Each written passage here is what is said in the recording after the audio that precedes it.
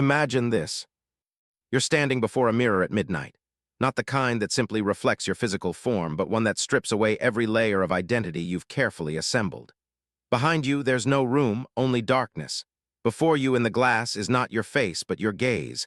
Cold, ancient, unknowable. You look and something looks back. Now you feel it.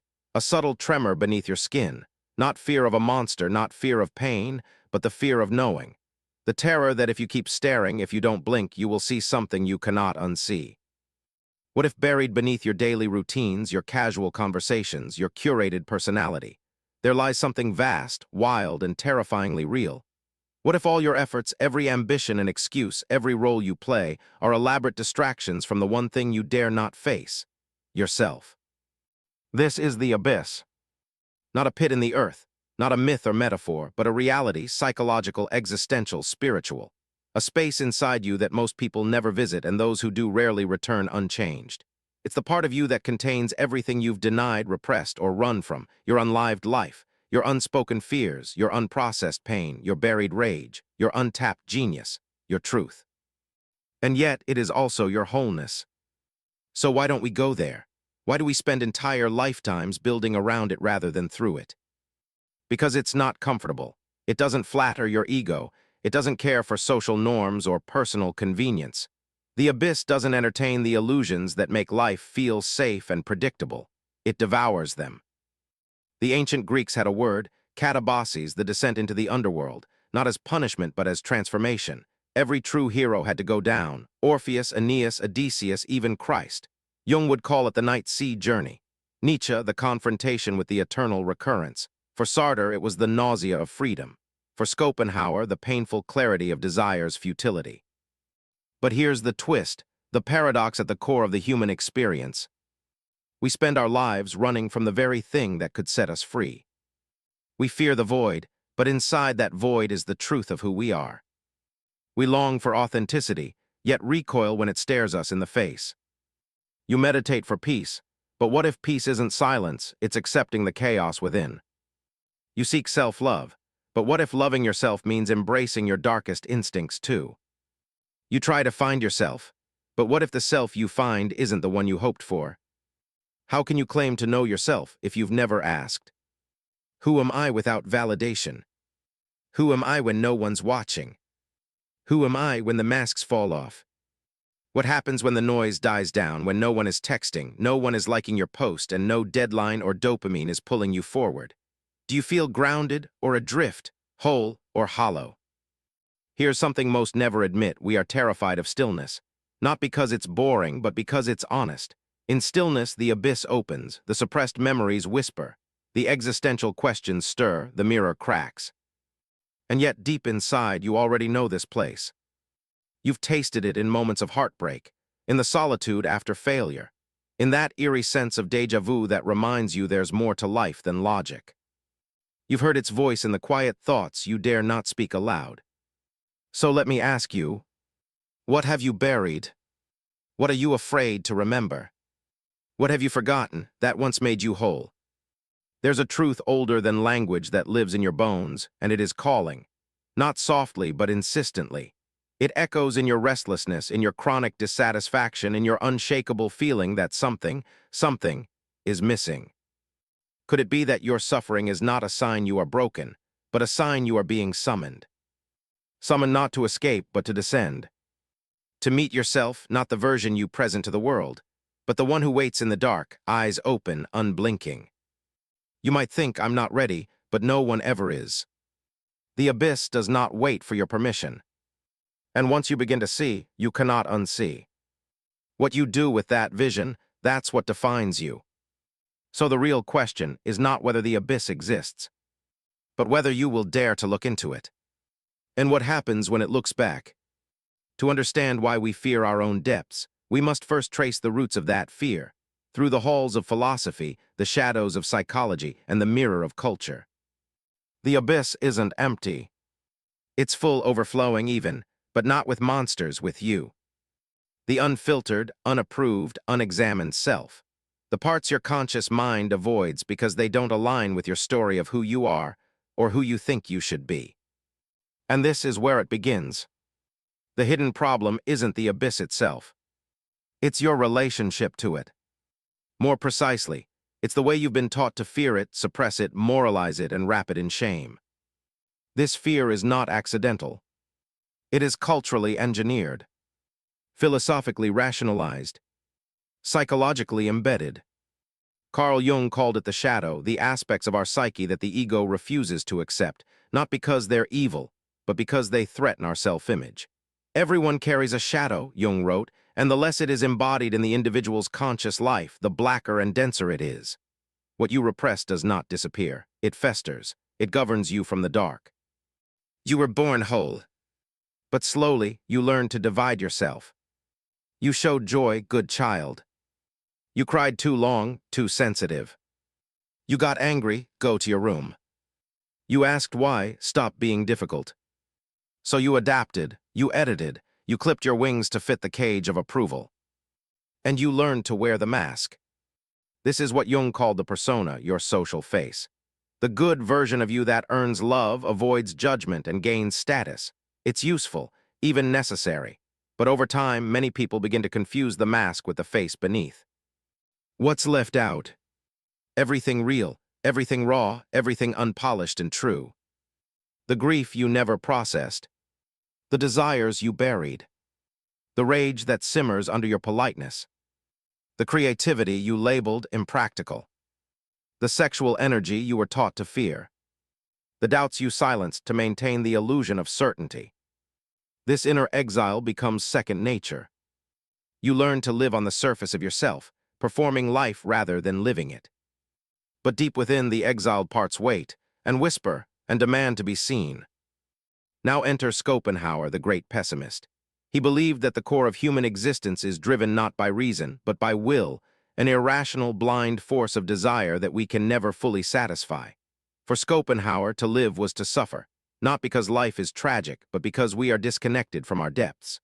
We chase pleasure, achievement, distraction, but never sit still long enough to confront the will itself. He wrote, "Mostly it is loss which teaches us about the worth of things. But we have made a society allergic to loss, to slow grief, to quiet solitude. We distract ourselves into amnesia." Enter Nietzsche, who took it even further. Where others saw repression, he saw a deeper violence, self-betrayal. Nietzsche declared, "He who fights with monsters should look to it that he himself does not become a monster, and if you gaze long into an abyss, the abyss also gazes into you." What did he mean? That to engage with your shadow is not a hobby, it's a confrontation. And that confrontation risks revealing truths you cannot unlearn. Maybe you're not as noble as you think. Maybe your virtues are motivated by fear, not courage. Maybe your suffering isn't all unjust, it's the echo of something you denied. These are dangerous ideas, but also liberating. Because the moment you admit to the shadow, you stop being its puppet. You become its witness, its integrator, its alchemist. But why do so few ever get that far? Because modern society rewards avoidance. We've built a civilization atop distraction. The average person is bombarded by over 10,000 stimuli a day. You can escape any feeling with a scroll, a swipe, a purchase, a shot, a binge. You can rebrand pain as pathology. Label depth as dysfunction. Call discomfort a disorder. We've pathologized the abyss.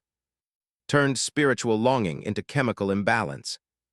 Turned existential crisis into something to be numbed. This is not to dismiss mental health, quite the opposite. It's to say that some suffering isn't a sign of illness. It's a sign you're alive. Even Aldous Huxley in his critiques of dystopian futures warned not of tyrants who force pain, but of regimes that numb us with pleasure. In Brave New World, the drug soma isn't poison, it's relief. Constant pleasure. No shadows, no suffering, no soul.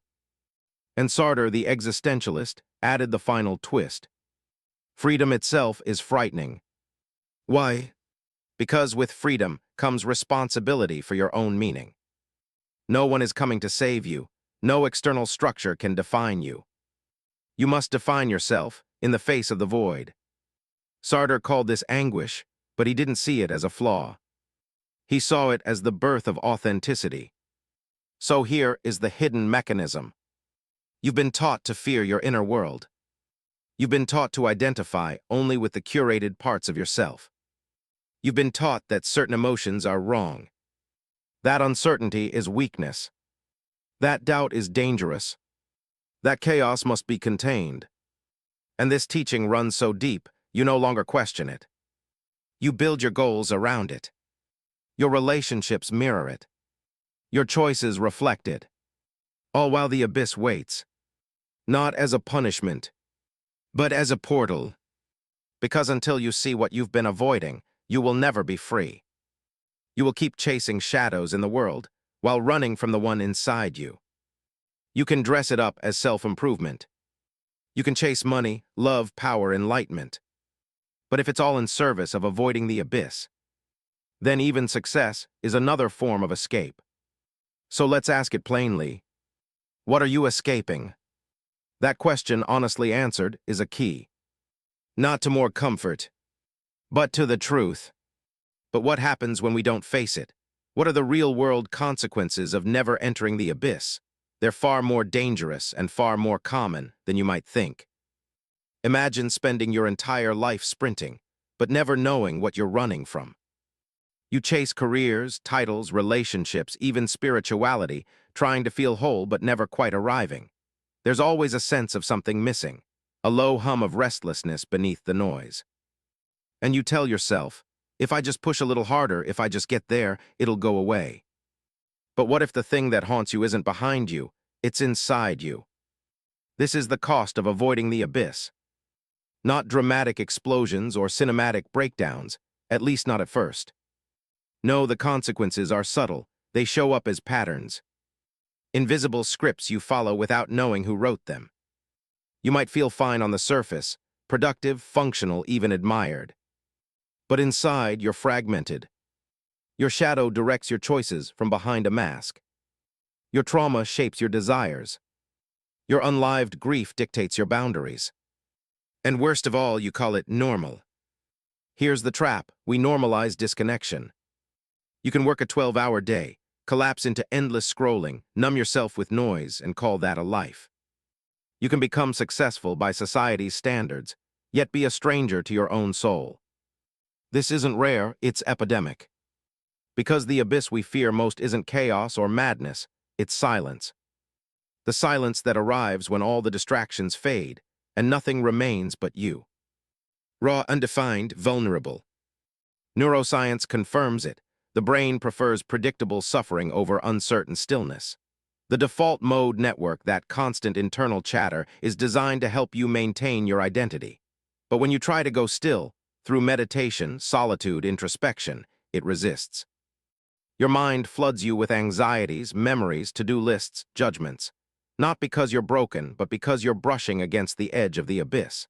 And evolution never trained us to sit with ourselves. But here's where it gets darker.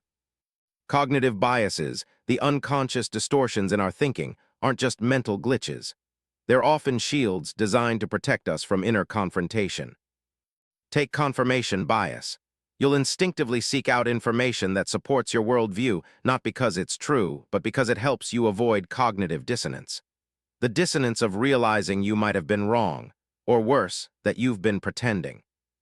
Or projection, where you cast the qualities you can't accept in yourself onto others. The anger you suppress becomes their aggression. The envy you deny becomes their arrogance. The shame you hide becomes their judgment. Most interpersonal conflict isn't really about the other person.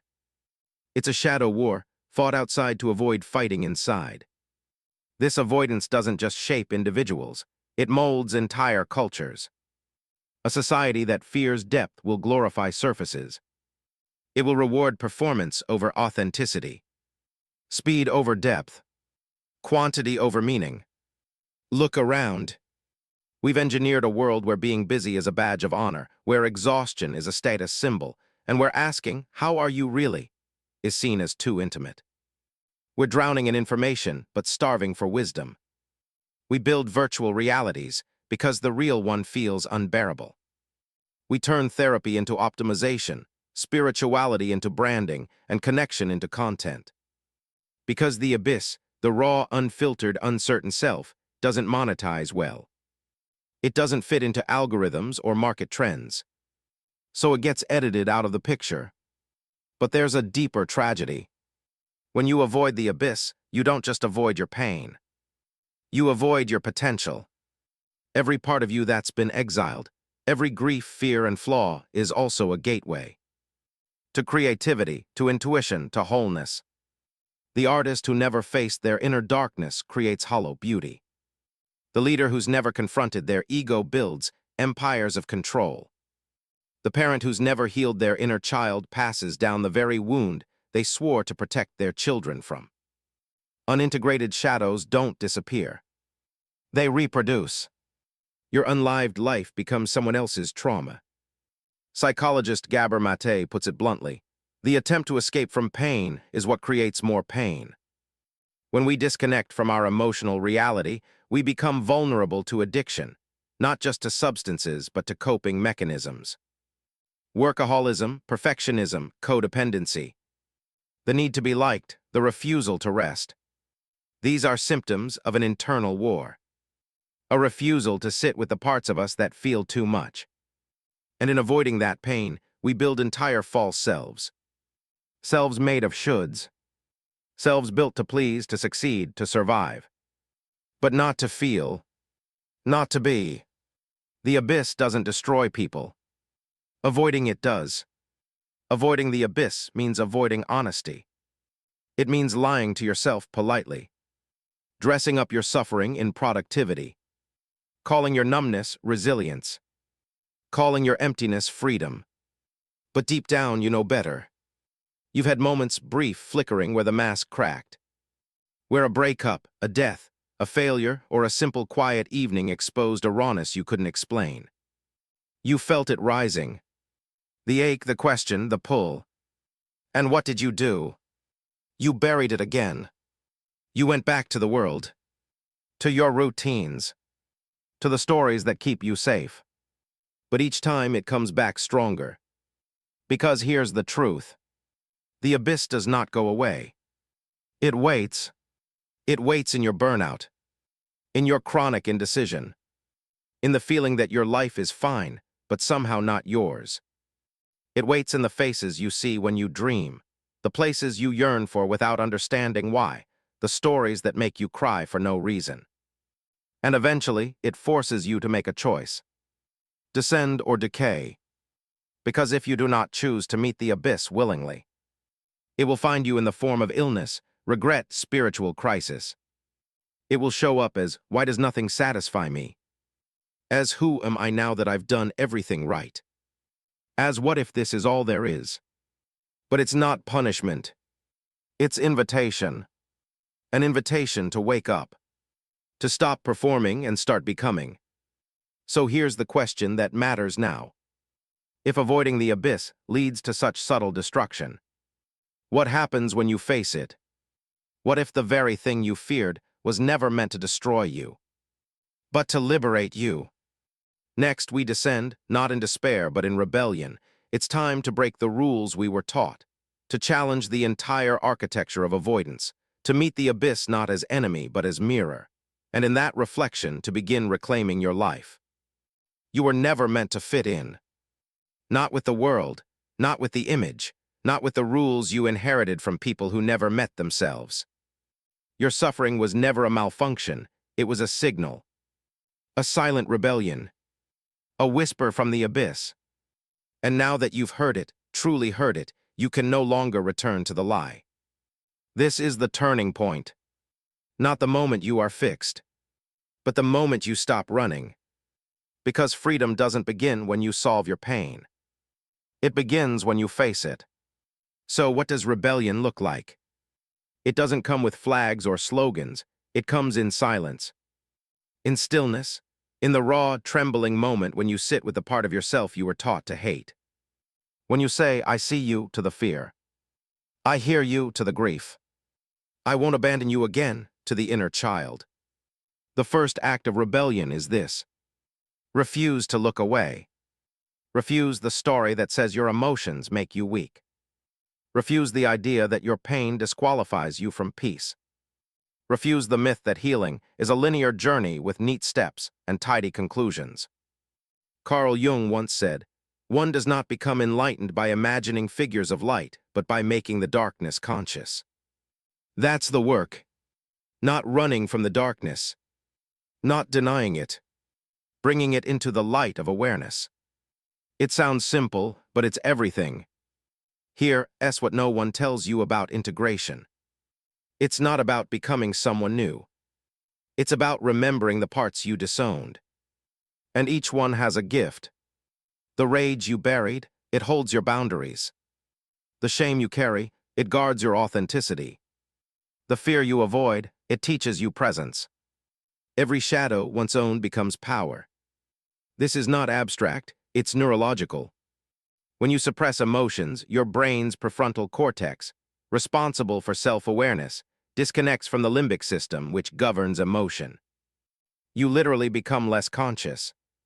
But when you face those emotions, name them, feel them, you reintegrate. Your brain reconnects, your self expands. You begin to act not from programming, but from presence. To rebel, you must also question your conditioning. Ask yourself, who taught me that emotions are unsafe? Where did I learn that achievement equals worth? Whose voice do I hear when I shame myself? This questioning is sacred. It's how the spell breaks. It's how the mask cracks. It's how the abyss becomes a doorway. Jean-Paul Sartre believed that true freedom comes not from comfort, but from choosing yourself in the face of absurdity. Not finding meaning, but creating it. And that creation begins the moment you stop outsourcing your truth. So ask again and again, is this mine? This fear, this dream, this belief? Is it truly mine? Or was it given to me by a culture afraid of depth? Every time you choose presence over programming, stillness over distraction, truth over image, you are dismantling the machinery of avoidance. You are rebelling. And then comes the practice.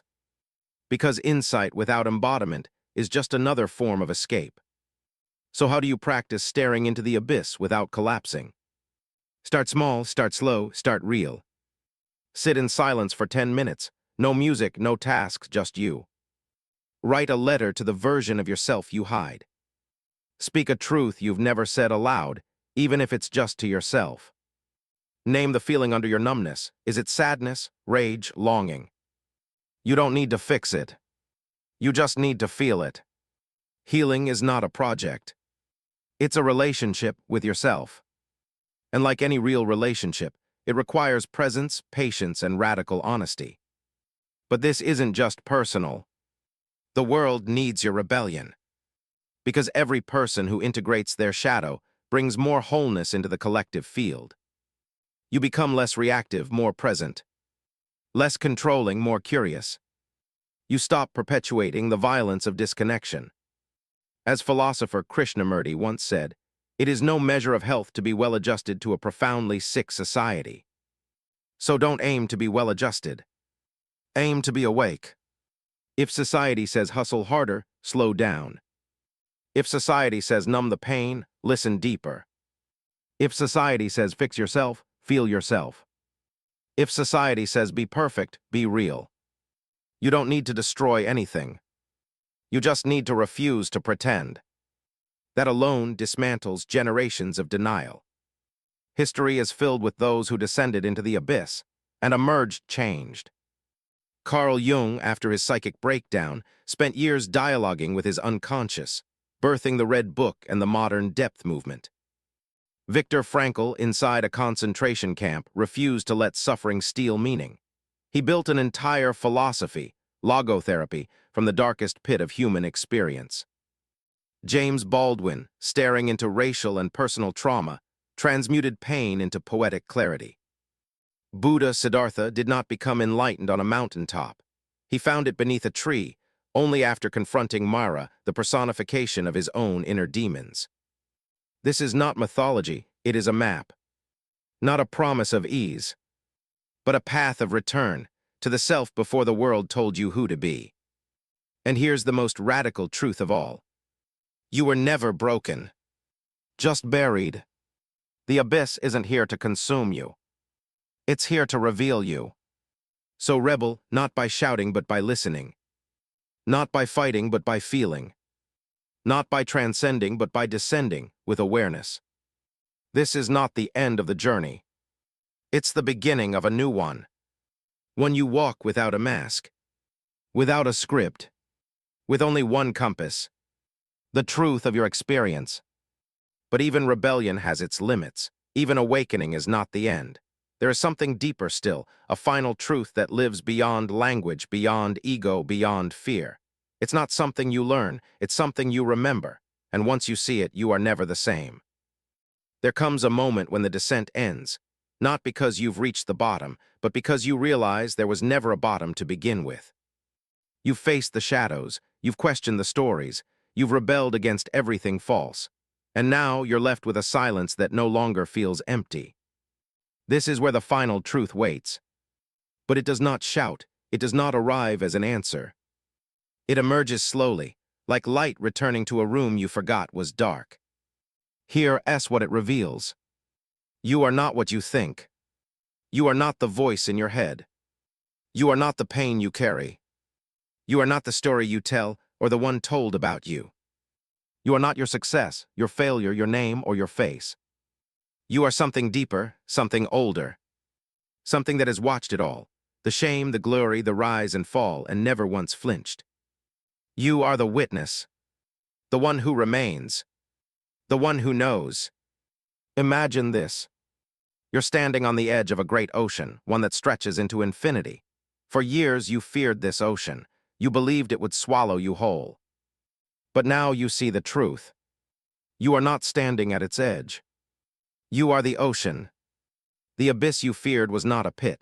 It was your own reflection, too vast, too wild, too sacred to be captured by language. You were never falling. You were dissolving. Dissolving the illusion of separateness. Dissolving the layers of false identity. Dissolving the boundary between self and soul. What remains is not nothingness. What remains is everything. This is the paradox. By confronting your emptiness, you remember your fullness. By facing death, the death of ego, of illusion, of control, you awaken to life. Not life as performance. Not life as accumulation. But life as presence. Raw, unfiltered, eternal.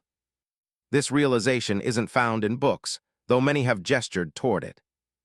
Nietzsche hinted at it when he spoke of the Übermensch, not as a superior being, but as one who creates meaning from the ashes of meaninglessness. Jung saw it in individuation, the integration of all parts into one whole self. Mystics across traditions spoke of it as divine union, enlightenment, nirvana, the Tao. But don't let the words distract you. This isn't about mysticism. It's about direct experience. It's about walking through your own fire until you emerge, not burned, but revealed. So what does life look like on the other side? You still feel pain, but it no longer defines you. You still face uncertainty, but you no longer fear it. You still carry scars, but you wear them with reverence, not shame. You become deeply, dangerously present. You taste food as if for the first time. You listen without planning your response. You cry without apology. You laugh without needing permission. You create not for validation, but because something sacred wants to move through you. You stop trying to fix yourself. You start meeting yourself. This is not the end of suffering. It is the end of your resistance to it. And in that surrender, you find something shocking. Peace. Not the soft, smiling peace of shallow calm, but the fierce, grounded peace of someone who has made a home in their own soul. There is one final truth the abyss offers, and it is the most radical of all. You are whole. Not one day, not after healing, not once you've proven yourself. Now already always. The cracks in you are not mistakes. They are where the light entered. They are where the soul whispered, this way. You were never lost. You were circling a truth too big to be understood with the mind. A truth that could only be felt, when all else fell away. And now here you are, at the edge of the known, looking into a vastness that once terrified you. And you are calm, because you recognize it. It is you. So what happens next? Nothing changes, and everything does. You still walk the same streets, pay the same bills, speak the same language. But something is different. You don't cling. You don't chase. You don't pretend. You live with depth. You speak with truth. You meet others not from ego, but from soul. You stop trying to escape the moment, because you've realized the moment is all there is. And suddenly, that's enough. More than enough. It is sacred. One final image. A seed buried in the dark. It doesn't know if it will survive. It cannot see the sun. It only feels the pressure, the cracking, the pull. But it doesn't resist. It allows the breakdown. And in doing so, it becomes what it was always meant to be. That is you. The abyss was never a punishment. It was a womb. And now you emerge. Not reborn, not renewed. But finally, fully you. Final words. So if you find yourself staring into the void, don't flinch. Don't run. Look deeper. And then deeper still. Because beyond the fear, beyond the noise, beyond the ache, there is a truth waiting for you. It has no name. It cannot be taught. It can only be remembered. And once you do, you are never the same.